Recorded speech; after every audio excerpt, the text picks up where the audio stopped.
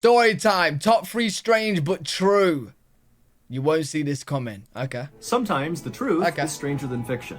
And today we're going to look at 3 stories that demonstrate that. Okay. But before we get into those stories, if you're a fan of the strange, dark, and mysterious delivered in story format, then you've come to the right place because that's all we do, and we upload once a week. So if that's of interest to you, please sneak into the like button's home and break off all the tabs on their soda and beer cans. Just hit also, them all. Please subscribe to our channel and turn on all notifications so you don't miss any of our weekly uploads. Okay, let's get into today's stories.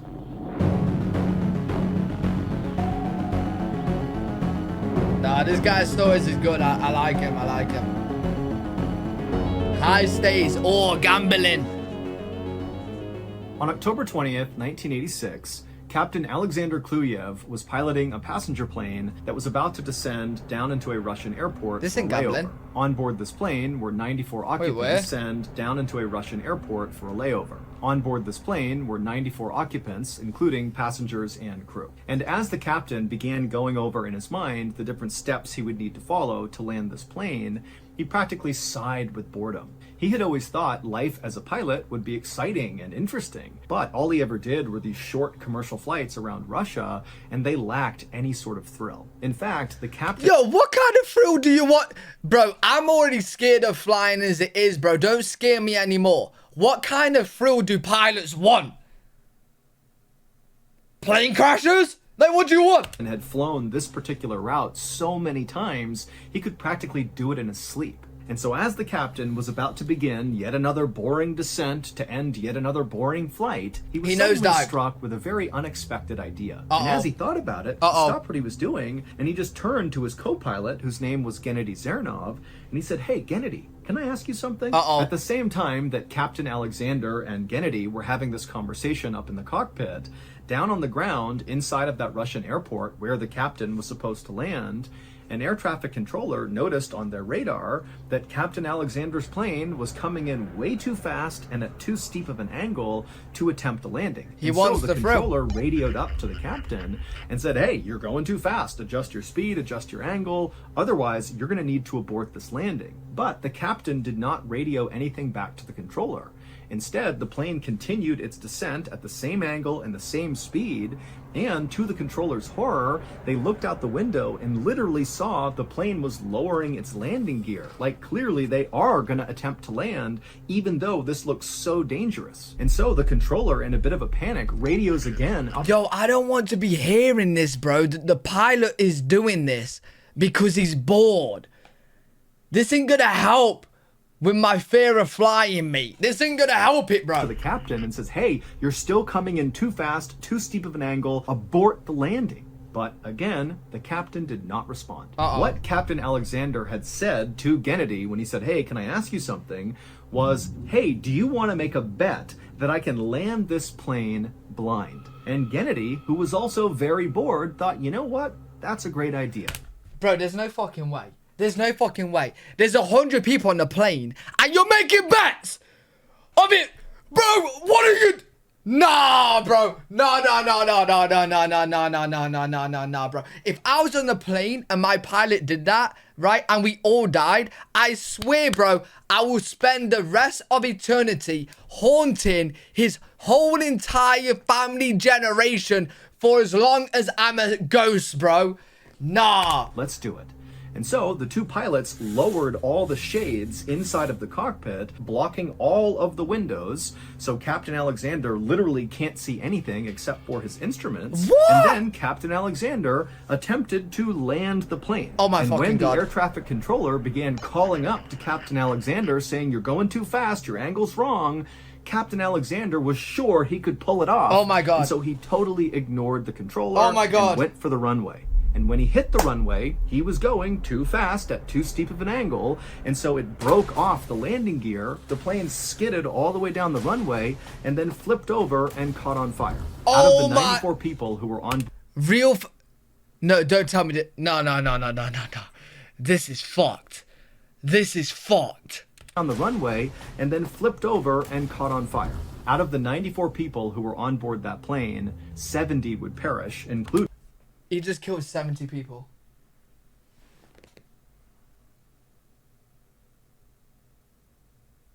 Because he was bored. Oh my, I'm never going on a plane again, bro. What the fuck?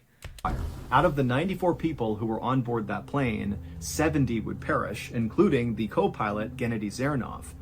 You're telling me the pilot... No, don't tell me out of all the people that died, the pilot fucking survived. Don't tell... No, this is gonna piss me off. This is gonna piss me off. For that plane, 70 would perish, including the co-pilot Gennady Zernov. As for Captain Alexander, who orchestrated this whole tragedy, well, he actually survived, and he was sentenced to 15 years in prison. Is that it? Bro, you're telling me 15 years, bro, for killing 70 people. Oh, no. That's not it, Chief. That's not it, Chief, bro. That's not it, Chief. That's not it. That's not it. 15 years for killing 70 people because he was bored. So he flew the plane. Is he dumb? Is it? Bro, he's dumb. He is dumb. He is dumb. On August 23rd, 2013, inside of a little home in a Russian suburb, 8-year-old Maria Chelyasheva was hard at work at her kitchen table drawing a picture of a horse. Maria's parents had recently brought her to a farm where she was able to do some pony riding, and ever since then, she had become obsessed with horses and ponies. And so as Maria was hard at work on her drawing, her father, 42-year-old Mikhail, was right nearby at the kitchen stove dicing up onions, and as he did, his eyes were kind of watering from cutting the onions, and so he was making a show of turning around and looking at his daughter, pretending to cry, and Maria thought it was very funny. And then at some point, as Mikhail was doing this, he realized he was missing a key ingredient for the dinner he was preparing. So he kind of threw up his hands in exasperation, and then he yelled out into the house to his wife, you know, hey, do we have any potatoes? And from somewhere in the back of the house... Cheers, mate. In brackets. Real photo potatoes.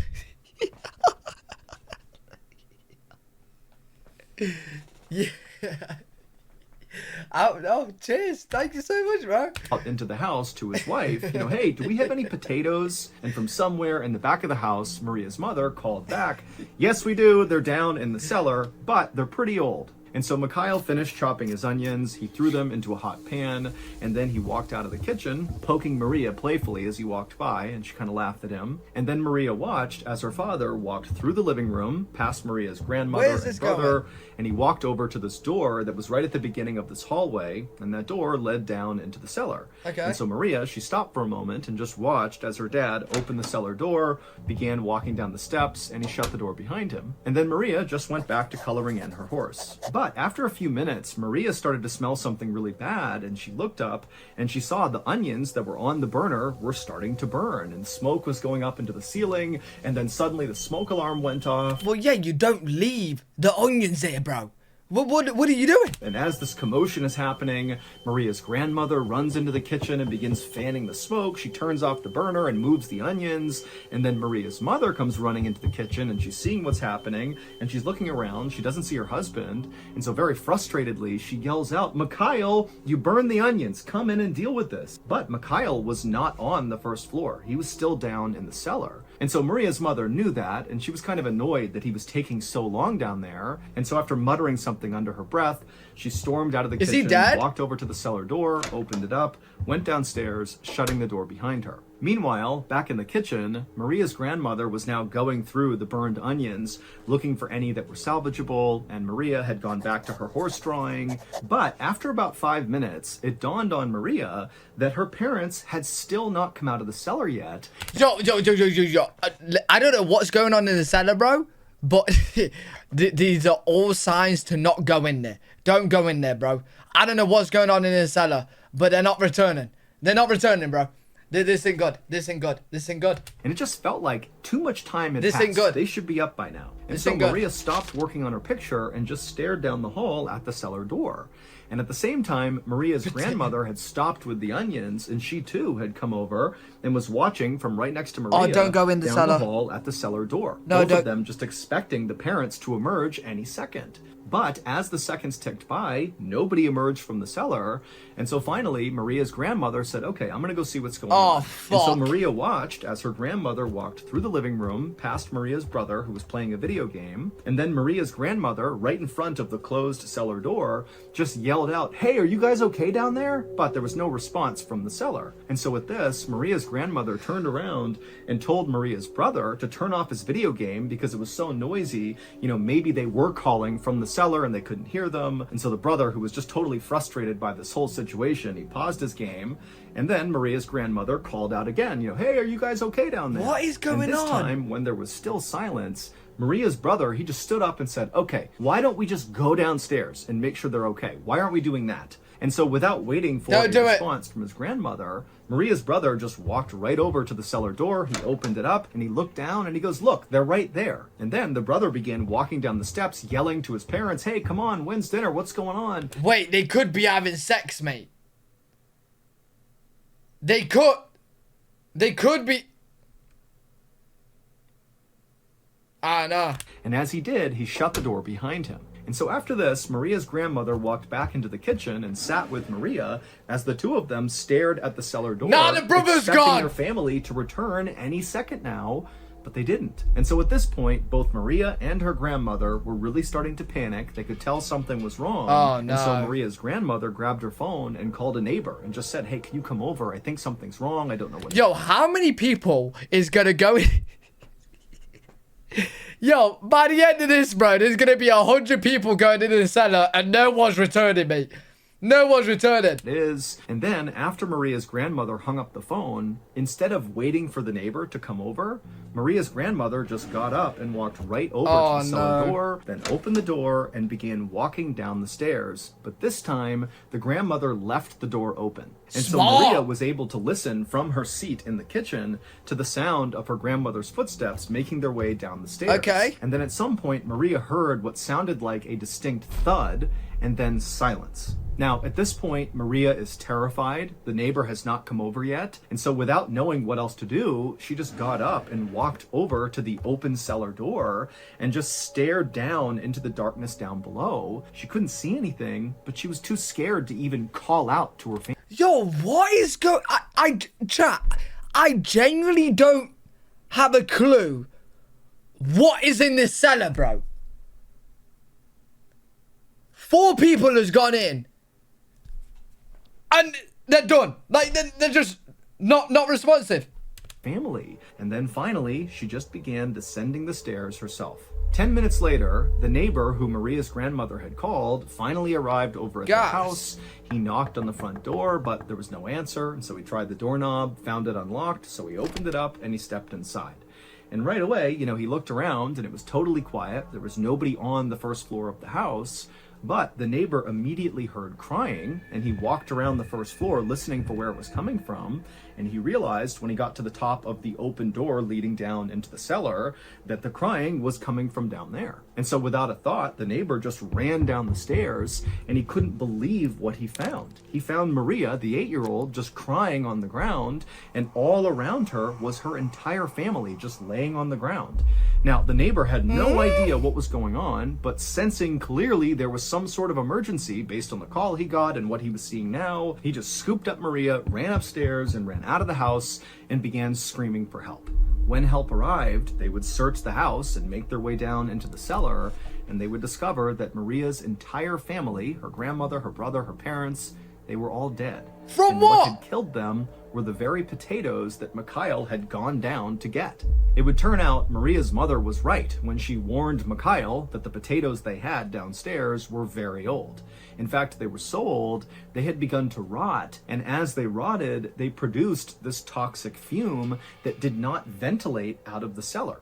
Wait, hold on. I've had potatoes in my kitchen before that grew arms. Could I have died? Like, I opened my cupboard door, and I'm telling you right now, it looked like a jungle. Like, there was all these arms coming out from the potatoes, bro. And it was massive. I forgot about them. I left them in for probably, like, months, mate. And I opened my cupboard door, and it was like, just wavy arms everywhere, bro.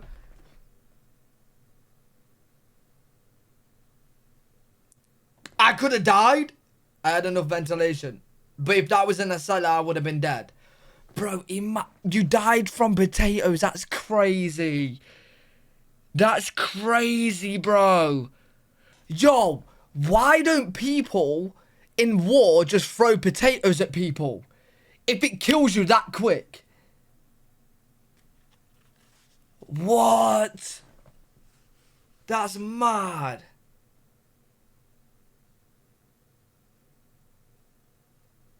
That is crazy, bro. Cellar was totally enclosed, there was no windows, and the family had this habit of always shutting the door whenever they went down into the cellar. And so over time, this fume had totally filled the entire cellar, and one by one, as family members went down into the cellar, why did the baby die? Them. No. They all died really quick, yeah? Like instantly. Why didn't the other people going in there? Oh, they left the door open.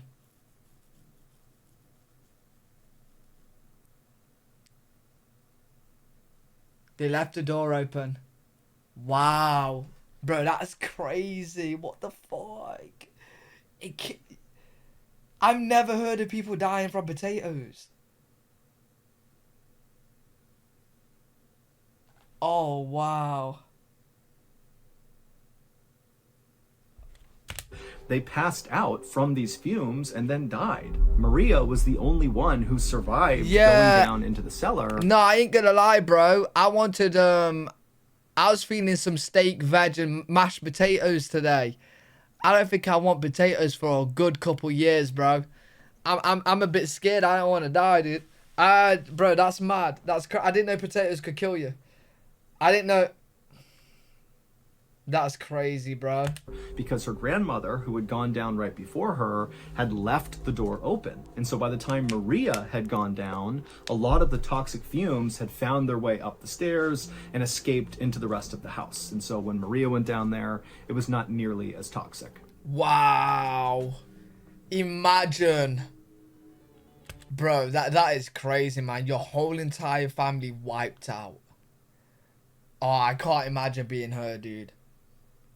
And not only that, they all died from a potato, bro. No one will believe a story. You know what I'm saying? Oh, bless her. Bless her. Thank you to BetterHelp for sponsoring today's video. Before I became a professional military career again, after all the story anymore, it made me feel totally lost. The day that was like a thesis, and so not having that structure anymore, it made me feel totally lost. Like I didn't know what to do anymore. And on top of that, all the bills. Is this a story about the ad? Issue, you got to see a therapist. And I would agree. Not a real photo, Mr. Ball. Changed my life. My therapist quickly showed me that I was a phone call or on. Okay. Head of the family. On December 7th, 1993, a pregnant woman named Diane Schaap sat inside of a hospital room in the city of Fulda, Germany, staring anxiously at the nurse who was doing her blood pressure. When the nurse was done, she would tell Diane that her blood pressure was still too high. And so Diane, she sighed, and she was pretty upset by this, but at the same time, she wasn't all that shocked. After all, Diane had come to the hospital because she thought something was wrong with her.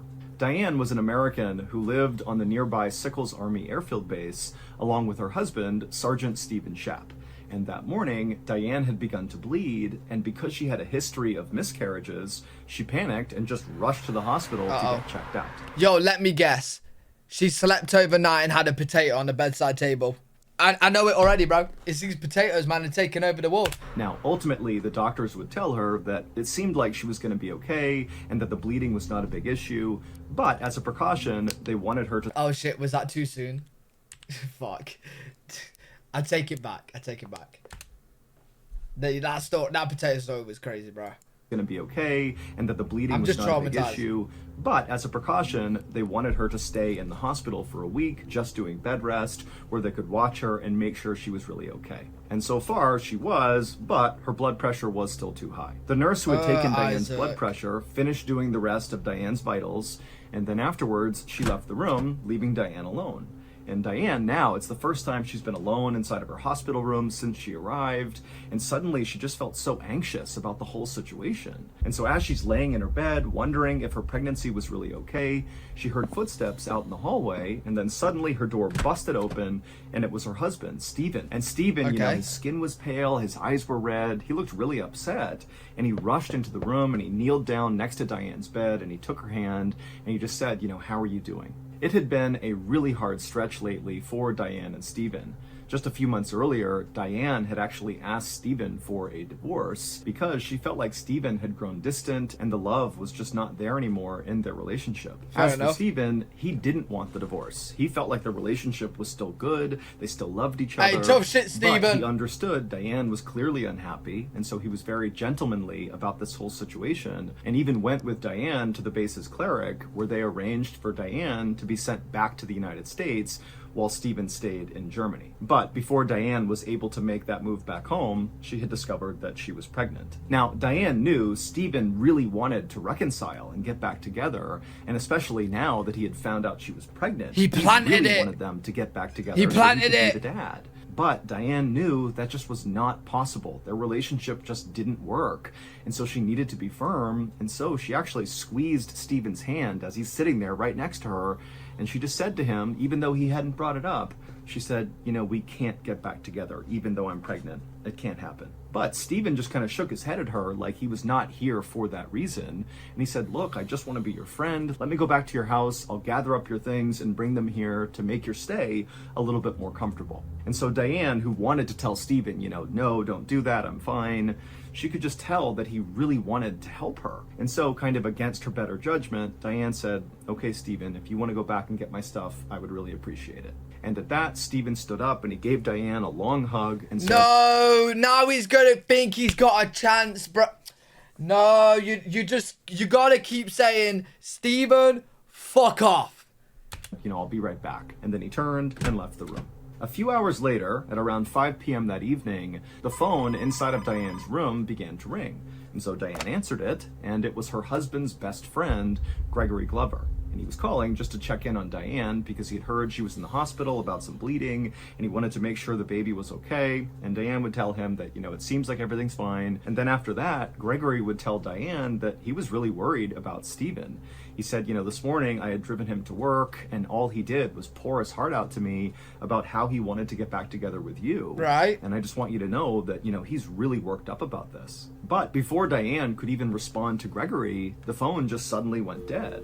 And so Diane, she held the phone out, kind of staring at it like, what's going on here? She put it back to her ear. She said Greg's name a few more times, but the line was just totally dead. And so Diane, she hung up the phone and figured Gregory would just call back. But 30 minutes went by and Gregory did not call back.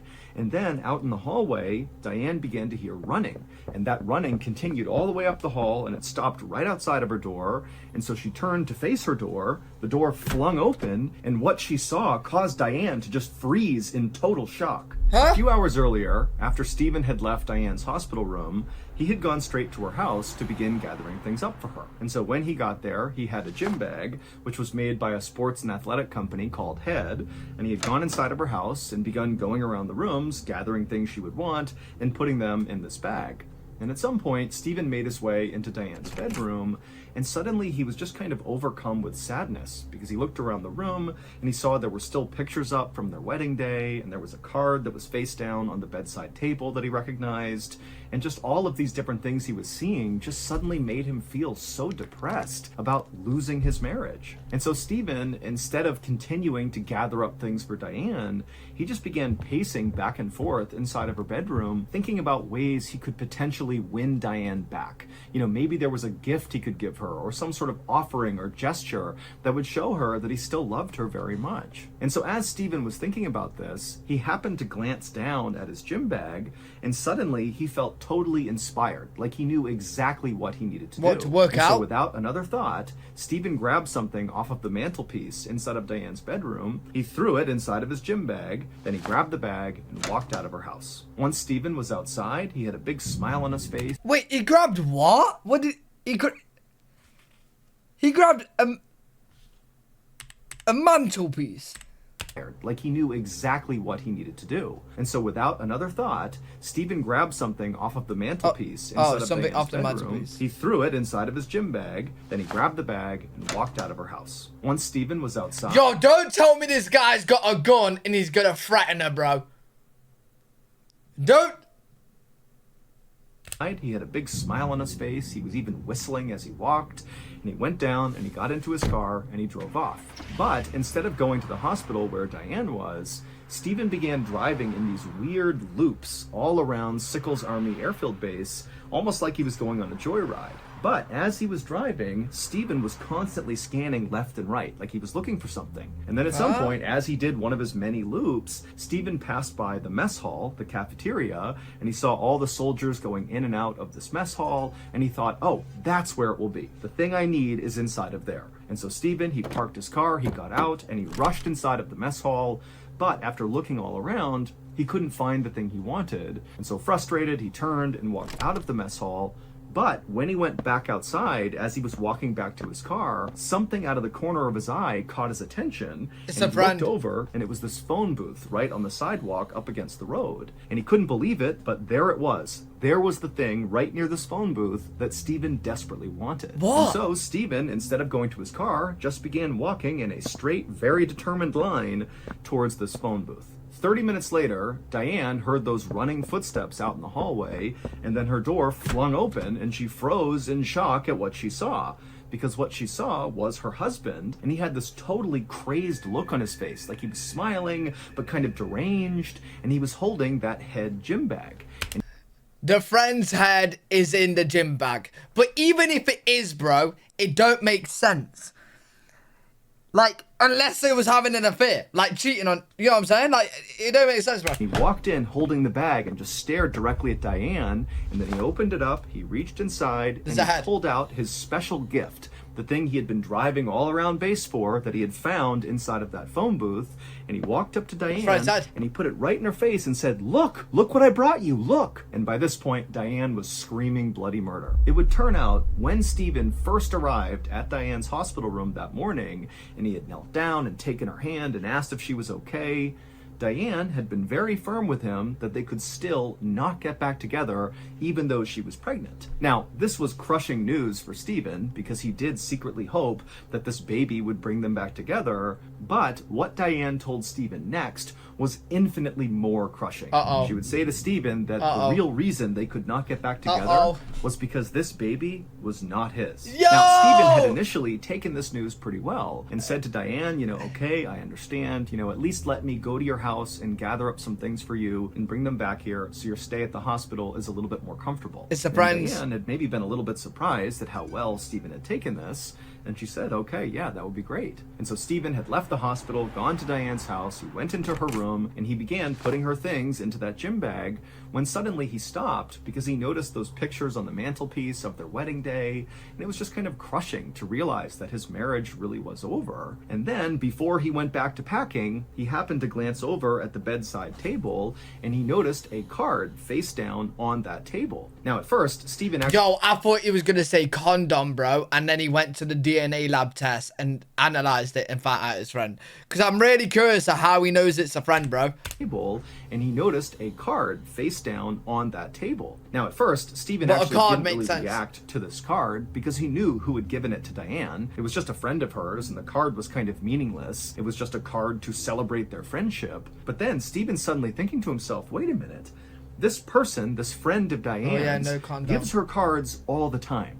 And this person is always coming over to say hi to Diane. And this person's always complimenting Diane and telling me how great Diane is. And it was like suddenly everything just kind of fell into place for Stephen. And he realized this so-called friend of Diane's was much more than that. This friend was Diane's lover and very likely the father of her unborn child. And who was this friend of Diane's? Well, none other than Stephen's very best friend, Gregory Glover. The same Gregory Glover that Stephen just that morning had poured his heart out to on the ride to work, telling Gregory how much he missed his wife and how much he wanted to reconcile. And Gregory's advice to Stephen had been, well, I know you're hurting, but you really need to let this go. You need to let the divorce happen and just move on with your life. Yo, this is fucked in every way, bro. This is like, bro, obviously you shouldn't go around chopping off people's head. I know it's a head. 100% it's a head, bro.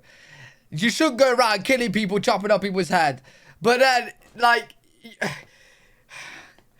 you're cheating with his best friend. His best friend is fucked up. The girl's fucked up. And then you just made this guy fuck up in the biggest. And he's gone psycho. They've all fucked up, bro. And now Stephen realized that Gregory wanted Stephen to end his relationship with his wife so Gregory could have a relationship with Diane. And so Stephen felt unbelievably betrayed. And that was when he decided to get a gift for Diane. So he grabbed a knife that was on the mantelpiece inside of Diane's bedroom. He threw it inside of his gym bag. He got in his car and he began driving around the base looking for Gregory. And after Stephen had gone into the mess hall and then come back out again, he had spotted Gregory on the phone inside of that phone booth. And Stephen had immediately run over, opened it up, grabbed Gregory, pulled him out, and begun stabbing him. Now, Stephen didn't know this, but at the time he attacked Greg was literally on the phone with Diane. And so... Wait, how did Diane not hear it? How did all Diane heard was it cut off? She didn't hear no, like, stabbing or anything. When that call suddenly dropped and Diane expected Gregory to call her back, well, their call really hadn't dropped. It was just that Gregory had been pulled away and was being attacked. Gregory, who was totally caught off guard, tried his best to defend himself against Stephen, but Stephen was just crazed and he kept hacking away until finally Gregory had stopped moving. And then at some point, Stephen stood up and kind of caught his breath and he's looking around at all these onlookers who can't believe what they're seeing. And Stephen said, "I'm sorry." He grabbed some things off the ground, put them inside of his head bag, and then he took the bag, he ran to his car, drove to the hospital, ran through the hospital to Diane's room. He flung the door open and Diane is shocked to see him. And Stephen walks in with this crazed look on his face and he holds up the bag, he unzips it and pulls out Gregory's severed head. Wait. There's a hiccup in the story, mate. There's a massive hiccup in this story, bro. They call me Analytical L3. You know what I'm saying? So you're telling me he stabbed him. He's dead on the floor, right? He's dead on the floor. He's stabbed to death. There's onlookers, right? There's onlookers. He said sorry to the people, right? And then grabbed his stuff and went. Where in the story does he have time to chop off the head, bro? Chopping off a head. I wouldn't know. I've never chopped off a head, you know what I'm saying? But it sounds like a hard job, you know what I mean? Like, you gotta proper get in there. I don't know, bro. I've never chopped off a head. But how are you chopping off a head with onlookers, bro? That quick.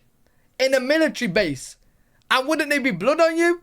Go into hospital. Like, bro. This don't make sense. He only had a knife, not an axe. It was a sharp blade. Bro, there's onlookers. You're telling me people watching this guy chop off a head aren't gonna, like... They're just gonna watch? I don't... Like, bro. Like... It don't make sense. It don't make sense, bro. It don't make sense. How has he got this head? How has he got this head? Up the bag, he unzips it and pulls out Gregory's... Would you walk up to someone Me personally, I would go, "Oh shit," and then I'd run. But whilst running, I'll call 999, 911 and be like, "Yo, something happening over there, man. Some guy's chopping some guy's head off." You know what I'm saying? Whilst I'm running. His severed head. And he holds it right in front of Diane and says, look what I brought you, look. And he placed it down right on the bedside table, looking directly at Diane. And so Diane began screaming and people began rushing into the room. Meanwhile, Stephen just sat in the corner calmly, waiting to be arrested. Ultimately, Stephen would be tried by a military court and he would be sentenced to life in prison. What a psycho, bro. All that for a relationship. All that. Bro, have you never heard of the term plenty fish in the sea, mate? There's like 8 billion people on the planet. You can even have men. You know what I'm saying? You can have men or women. There's plenty, bro. Fucking crazy. Would I love Izzy if she was a worm? I would take her into the biggest field and let her be free. That's crazy, bro. The following is about the most famous serial killer. That is crazy, bro. Wait, there's another story, or is this like a different vid? That you've never heard of. One morning in 1912, in a little town in Iowa, Is this a bonus? neighbor went over to the Moore family's home and they knocked on their door, but there was no answer. And as this neighbor waited, they looked around the front of the property and they saw the Moore family had not tended to any of their farm animals that day, which was very odd. And so the neighbor, who's starting to feel concerned, knocked again on the door, but there was still no answer. And so they got the police. And when the police showed up, they went inside that house and they discovered an absolute massacre. The Moore family were all dead. And the only clue police had as to what happened to them was an axe that was found inside their house. Don't tell me it was the chickens, bro, because I've already heard about potatoes killing today. I don't think I could deal with a video of potatoes killing and chicken killing. You know what I'm saying? Bro. And as police began investigating this crime, they quickly discovered that this was far from an isolated event. To hear this full story, listen to the latest episode of the Bedtime Stories podcast. You motherfucker. You know I want to listen to it now. I need to know this fucking story, bro. You motherfucker. You motherfucker. Piece of shit. You're lucky I ain't crazy like that fucking psycho. The lover boyfriend. Otherwise I'll get myself a fucking head bag, bitch.